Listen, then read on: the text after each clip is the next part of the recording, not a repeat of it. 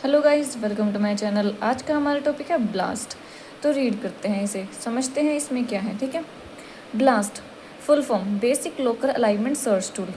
ठीक है, BLAST uses heuristic approach to align a query sequence. BLAST क्या करता है, हेरिस्टिक मेथड को यूज़ करता है किसी भी क्वेरी सीक्वेंस को अलाइन करने के लिए with all the sequences in a database. जो सीक्वेंसेस डेटाबेस में प्रेजेंट हैं उनसे सीक्वेंसेस को क्या करेगा, कंपेयर करेगा। सारी की सारी सीक्वेंसेस को क्वेरी सीक्वेंस से कंपेयर करेगा और उसे अलाइन करेगा। ठीक है, this is a most popular program for sequence alignment. ये क्या है, मोस्ट पॉपुलर प्रोग्राम है जिसका यूज़ किया जाता है सीक्वेंसिंग के लिए। ठीक है, इसका मेन ऑब्जेक्टिव क्या है, the objective is to find out high scoring ungapped segment. इसका मेन ऑब्जेक्टिव है कि एक ऐसी सीक्वेंस क्रिएट करे जिसमें कोई गैप ना हो, मैचिंग सीक्वेंस हो वो। ठीक है, हाई स्कोरिंग अनगैप्ड सेगमेंट से क्रिएट करनी है अमंग रिलेटेड सीक्वेंसेज। ठीक है, इसके स्टेप्स देख लेते हैं। The first step is to create a list of word from a query sequence. Each word is typically 3 residues for protein sequence and 11 residues for DNA sequence. ठीक है, इसका मतलब ये है कि इसका फर्स्ट स्टेप ये बोल रहा है कि हमें सबसे पहले करना है एक लिस्ट क्रिएट करनी है वर्ड्स की, जिसमें क्या होगा, 3 रेजिड्यूज तो होंगे प्रोटीन सीक्वेंसेस के लिए और 11 रेजिड्यूज होंगे डीएनए सीक्वेंसेस के लिए। ठीक है, The list include every possible word extracted from a query sequence. This step is called seeding और इस step को हम seeding बोलते हैं। Second step is to search for a query sequence.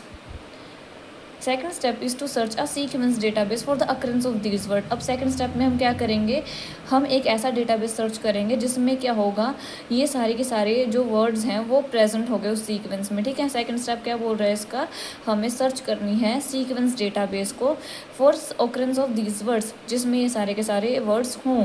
ठीक है, this step is to identify database sequence containing the matching words.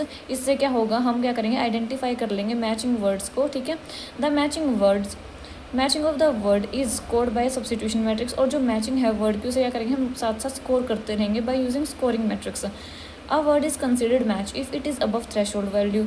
उस word को तभी मैच कंसिडर किया जाएगा जब उसकी जो लिमिट होगी थ्रेशोल्ड वैल्यू से ज़्यादा होगी। ठीक है, नेक्स्ट स्टेप है हमारा फोर्थ स्टेप। क्या बोल रहा है, fourth step involves pairwise alignment by extending from the words in both the direction while counting the alignment score using the same substitution matrix. अब फोर्थ स्टेप में क्या करना है, जो हमारी सीक्वेंस क्रिएट हुई उसे क्या करना है, दोनों डायरेक्शन में क्या करेंगे, एक्सटेंड कर देंगे। ठीक है, और साथ साथ उसकी स्कोरिंग भी करते रहेंगे बाय यूजिंग सब्स्टिट्यूशन मैट्रिक्स। ठीक है, सब्स्टिट्यूशन या स्कोरिंग मैट्रिक्स का यूज़ करके उसे साथ साथ क्या करेंगे, स्कोर प्रोवाइड करते रहेंगे, उसे दोनों डायरेक्शन में एक्सटेंड कर देंगे। ठीक है, द एक्सटेंशन कंटिन्यू, जब तक एक्सटेंशन चलेगी, जब तक जो स्कोर है अलाइनमेंट का वो ड्रॉप नहीं हो जाता, मतलब थ्रेशोल्ड वैल्यू से उसकी वैल्यू कम नहीं हो जाती, मिसमैच नहीं आ जाता, तब तक उसकी जो एक्सटेंशन है दोनों डायरेक्शंस में वो कंटिन्यू रहेगी।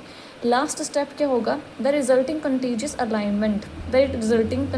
Aligned segment pair without gap is called as high scoring segment pair. और एट द एंड हमें क्या मिल जाएगी, हमारी जो डिज़ायर्ड सीक्वेंस थी, जो सेगमेंट थी वो मिल जाएगी जिसमें कोई गैप नहीं होगा, उसे हम क्या बोल रहे हैं, high scoring segment pair, HSP। ठीक है, अब इसके कुछ टाइप्स होते हैं, ब्लास्ट के टाइप्स देख लेते हैं, वेरिएंट्स या फिर टाइप्स ऑफ ब्लास्ट। 5 तरह के होते हैं, पता है हमें, blast N, blast P, blast X, T, blast N, T, blast X। ठीक है, तो इन्हें 1 बाय 1 डिस्कस करते हैं। सबसे पहले ब्लास्ट N। इसमें क्या करना है, compare a DNA query to a DNA database. इसमें क्या करेंगे, हम DNA क्वेरी को DNA डेटाबेस के साथ क्या करेंगे, कंपेयर करेंगे।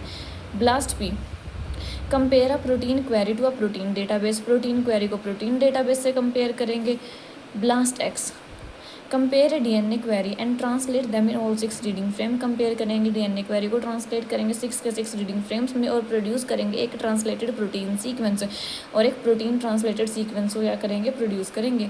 T blast N, compare a protein query, compare करेंगे प्रोटीन क्वेरी को टू ए DNA डेटाबेस से with the sequence translated in all 6 reading frame. Last T blast X, compare a DNA query which are translated in all 6 reading frames to search against a DNA database। DNA database से against search करना है that has all the sequence translated in 6 reading frames। ठीक है, तो ये इसके types हो गए। होपफुली आपको समझ में आया होगा। अगर आप समझ में आया हो तो लाइक कीजिए, सब्सक्राइब कीजिए, शेयर कीजिए, कमेंट कीजिए। Thank you.